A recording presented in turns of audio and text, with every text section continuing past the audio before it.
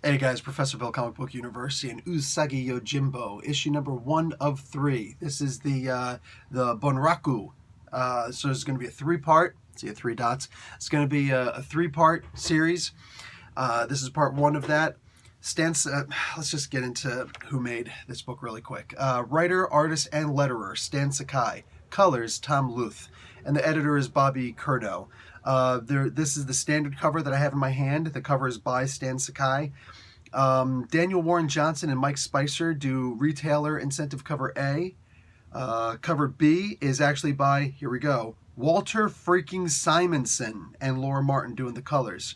And retailer incentive C is by Kevin Eastman and Tommy Varga doing the colors. So Kevin Eastman, who did the Teenage Mutant Ninja Turtles originally, which is awesome because the first time I ever heard of Usagi Yojimbo was in the cartoon, the original cartoon for Teenage Mutant Ninja Turtles. And I, of course, bought the toy. I have the current toy that came out. Absolutely love this character.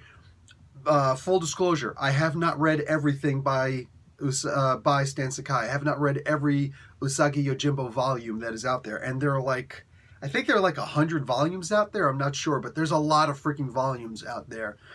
There are references in this book to other volumes. Volume 26 and 27 specifically, I remember, were referenced. I don't remember if there are other ones referenced or not, but that was cool. I love when comic books do that.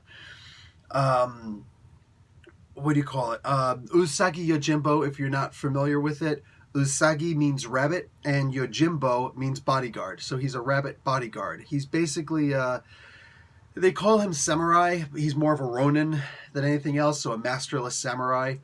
And he just goes around, he's a superhero. You know, he just goes around from town to town righting wrongs and learning about the ways of, you know, regular everyday people.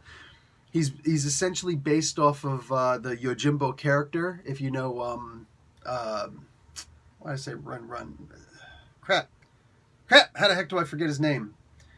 For crying out loud. The guy who made the Seven Samurai and all those things, Akira Kurosaki.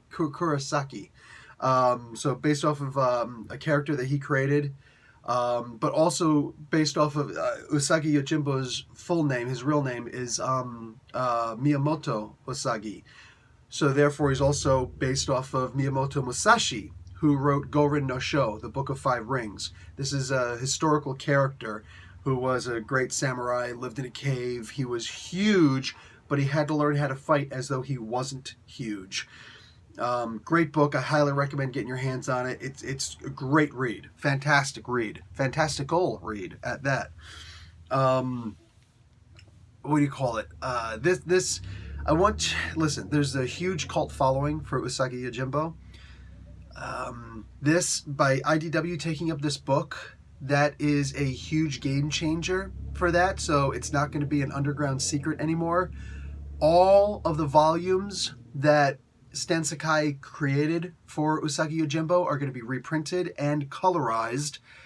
I know there's going to be a lot of people who are going to be upset by that. Dude, you could still get your hands on the originals, you know what I'm saying? But current, modern day, younger generation, to introduce them, there's going to be a lot of people who just aren't going to be interested in the colorized version. So honestly, like it's one of those double-edged swords, you know what I'm saying? It's maybe a lot of these kids will read these books and be like, oh, this is cool. And then they'll go back and they'll, you know, look at the originals and just, you know, all of a sudden realize, well, you know what? It is actually better in black and white because it is what it is.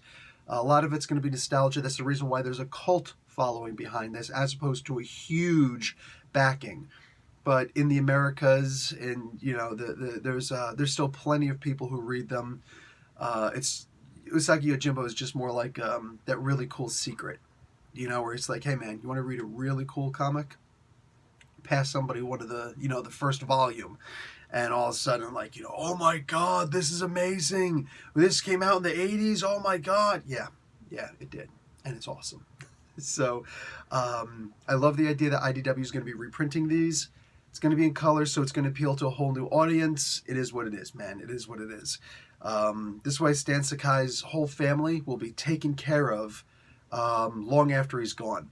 Sakai is a pretty... let me get into Sakai in a moment. What do you call it? This issue doesn't have any action in it. So if you're going to check out this comic book, and I really hope that you do, understand that you're going to understand who Usagi Yojimbo is in this book. He takes a lot of inspiration from a whole lot of different characters. Trying to remember like who Daredevil and Blind Fury, Rucker Hauer movie, were based off. I can't remember the name of the movie character. The first like 2 movies were in black and white, and then they started doing the color ones. Crap, the Blind Samurai. But he used his sword upside down. Can't remember his name right now. Oh well. So I don't rehearse these. I literally read the book and I go right into the review to give you my immediate feelings on this. Make no mistake, this whole entire review and all my excitement is heavily peppered in nostalgia, but it's also laden in the idea that this is going to go to a much wider audience, and that genuinely makes me happy. I don't like dirty little secrets in the comic book world. I like that the book is going to go out and more people are going to be able to experience something that's been around for about 40 years or so, 35 years. And, now more people are going to suddenly realize this for the very first time. For me, it's like being able to see the Lord of the Rings, Fellowship of the Rings movie, even though you've never actually read the book before. It's like, you have no idea what's going to happen, do you? Wow. That's amazing. And if only I could just, separate myself from what I'd read before to experience this new for the first time. New generations are going to be able to check this out, so that's awesome. Stan Sakai himself was just at TCAF a couple months ago. If you're from Toronto, you know what that means. If not, then you're going to have to look it up. TCAFE. I think that's how you spell it. He does not allow press in, so no cameras, no video. If you want to hear what Mr. Sakai has to say, you come in and you listen to what Mr. Sakai has to say. You don't get to repeat it to other people in video format. Word of mouth only, He's going to be, from my understanding, he's also going to be at Fan Expo Toronto. So great opportunity to come in and listen to what he's got to say. See him, maybe have the opportunity to shake this man's hand, Amazing. From I've never met him yet, but from everything I understand, he's an amazing human being. Clearly loves this character. Clearly loves Japanese history, mythology, everything involved in it, because he researches it heavily before he goes into writing a new story, a new chapter, a new volume. I'm just happy that this book is out. I'm happy that IDW is able to acquire this property, the license for this property, and to start putting out these books, starting with a brand new story. Look, there's no action in this first issue. You're going to learn who the character is. I think you're going to love who this character is. Anyway, guys, that's really it. I couldn't possibly pepper this with any more compliments than I am right now. Just know what you're getting into before you get into it, and understand that this is an entirely different take on a superhero kind of character. No superpowers per se, but he's a rabbit. So anyway, guys, Professor Bill, Comic Book University. Class dismissed.